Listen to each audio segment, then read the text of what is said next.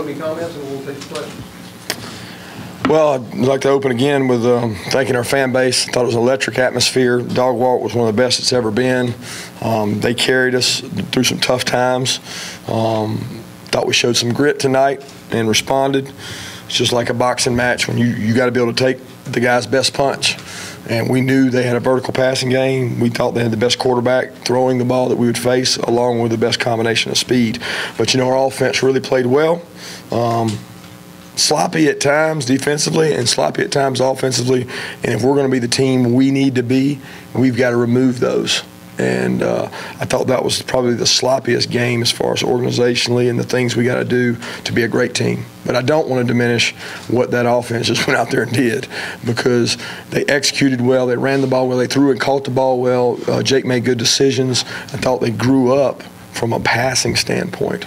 But defensively, we've got a lot of guys dinged up. I think we got 5 guys out that played a significant amount prior to this game, and we got to get better. We got to get better in the off week to get where we want to go. 696, Kirby, about 17 yards short of the school record. So there's a lot of offense. It looked like it really got a balance after the running game got going. Yeah, at the running game, it was hard to run the ball in this league. I keep telling y'all, it's hard to run the ball in this league. And early, you got to earn it. You got to get the hard yards. You got to pound it, and you got to chop the wood. I mean, if you just keep chopping, it'll usually pay off in the fourth quarter, especially with the backs we got. But you're not going to walk out there and just have success running it in this league. It's hard to do it. You got to be able to throw and catch the ball, which we did better tonight, and we got to continue to improve on. But we got to defend the pass better. Coach, Jake, in the first half especially, some really big third down conversions. Yeah. And you were talking about him growing up. What are you seeing from him at this point, 7 games in? Seeing a little more confidence, making good decisions. He understands the game. He knows where to go with the ball. He sees coverage as well. He made a mistake, made a poor decision. But quarterbacks are going to make those, and hopefully he learns from it and continues to grow. But he's getting better as a player, and he's putting us in the right plays. And the guys caught the ball. That was the biggest difference. They threw and caught the ball when they had the opportunity. Kirby, what do you know about Terry Godwin's injury? And do you have any indication of severity? Yeah, he's got a rib injury. I think he'll be fine. I mean, he had to go check it to get it checked out and get it X-rayed, and I think he should be fine.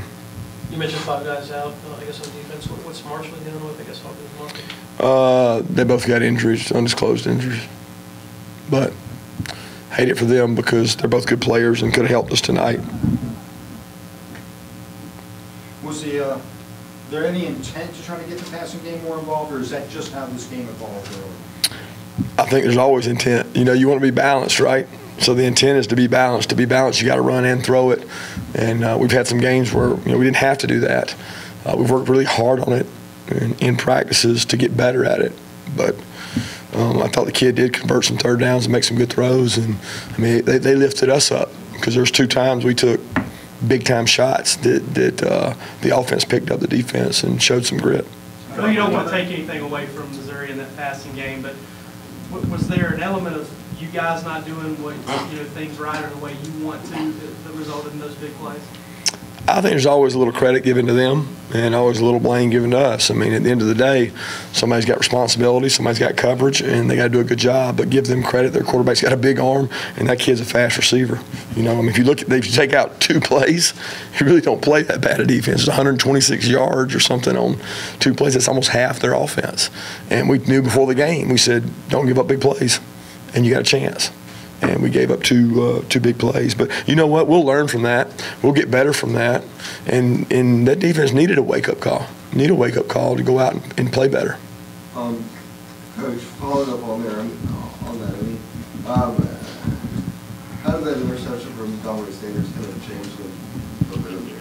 Yeah, I thought it was a big swing because they just hit us with a knockout blow, then we hit them with one, and then eventually we were going to need a stop. And somebody had to make a stop, and Dom made a big-time play on a ball down the middle, which he's very athletic, made a great acrobatic interception, and then returned it. And I thought that changed kind of the flow of the game for us, kind of broke serve, and we needed that. Did it matter to you that he broke your record? I'm certainly super happy. I was told he broke the yardage return record, which is pretty special too. It just tells you he's a hell of a lot better athlete than me because he ran for a lot more yards. Kirby, can you speak to just getting Nico in space like the other night tonight, and what he can do when you get the ball like that? Yeah, I think you guys got to see him, you know, with some speed, some burst, some get open, and really run, and he does a good job of that. You know, Miko's a very attentive player that is passionate about the game. I love the way he approaches each practice and the way he works, and I hope that gives him a little more confidence so he continues to grow. You talked about pass protection after the thing was the Vanderbilt game, how you wanted to get better there, and there were, you know, one of the big keys to those third downs was Jake seemed to have a lot of time to throw it. Can you kind of speak to how well those guys did that tonight? Yeah, they held up well in there and did a good job picking up some stunts. I thought the backs picked up a couple pressures that were good and threw and caught the ball. And, you know, Jake does a good job of moving and maneuvering in the pocket. I don't think people give him a lot of credit for stepping up when he needs to step up, sidestepping, and still keeping his eyes downfield, which is a good quality to have. I think y'all had maybe three guys hurdle, or just two tonight, defenders? Was it Nick, Swift, and Charlie, maybe. So how's that working in practice?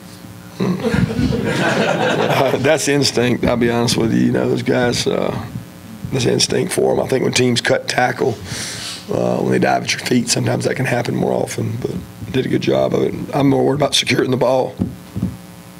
Kirby, you got a number of players offensively involved. Is this what you've always envisioned last year, or is this a product of off-season tweaking and changing of the offense?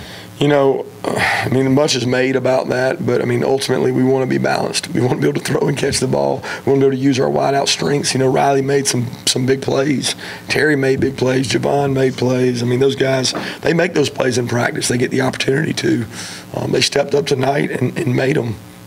Certainly, we envision having a balanced, high-powered offense. That's what everybody wants.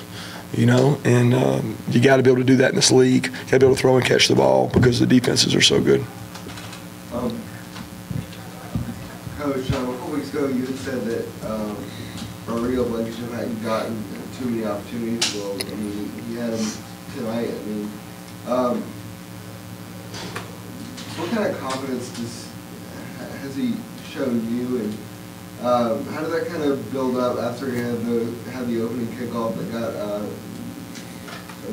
turned and everything?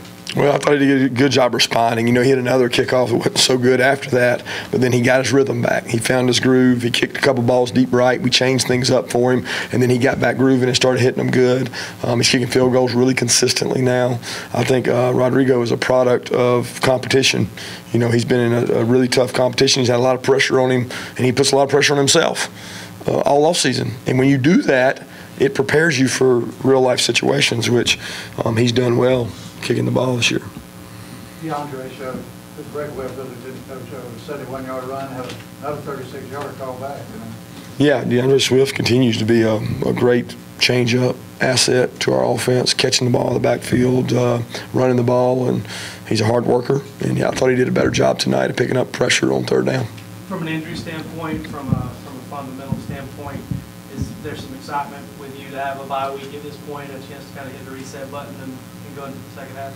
Yeah, I'm excited to get back to practice because I want to go get better. I told them it's not off week, it's not bye week, it's work week, because we've got to clean some things up and get better if we're going to go where we're going to go. We certainly hit it at a good time. The one thing I've learned coaching in the SEC for as long as I have is that you go 7 straight weeks, you throw in App, Notre Dame, and the physicality that we play with and practice with, your teams need the off week. They need the bye week. And we're going to go to work. And we got to get better.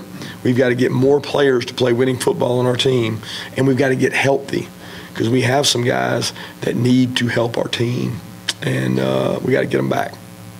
How do you like the way Jake's making decisions in his running in the inside the 10 for touchdowns? Well, it's the decision to give it or keep it based on what the end does. So, I mean, he's making the right decision when it comes to that. I mean, it's a simple concept that sometimes defenses make hard, and they don't make the right decision, and he pulls the ball. So he understands the game, and those guys have blocked really well for him when he's pulled the ball.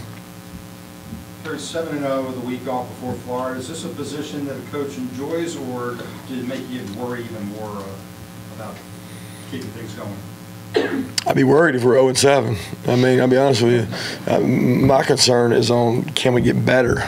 And, you know, the past doesn't determine the future. So our past success or wins will not determine what happens in the future. Only thing that will determine what we do in the future is how we work and how we prepare. And as long as these kids buy into that and they don't get tired of hearing that message and they don't start believing all your messages, then I think they'll be okay. But it's really important that they understand they're going to get everybody's best shot. You know, you watch college football and you see these teams. And whether they're prepared or not, the other team is, and everybody wants a piece of the top teams. So you got to be prepared and ready to execute at your highest level every week. And I didn't think we were tonight, especially not defensively, but offense picked us up. What were you thinking on the two-point conversion late there? I was thinking that when you look at a chart and if they score 3 to 4 times, they can get you. So we go statistically by the chart. It's a numbers game. And if they score a certain number of times, they can win the game. So ultimately, I'm trying to win the game. Last question? Okay. Yes.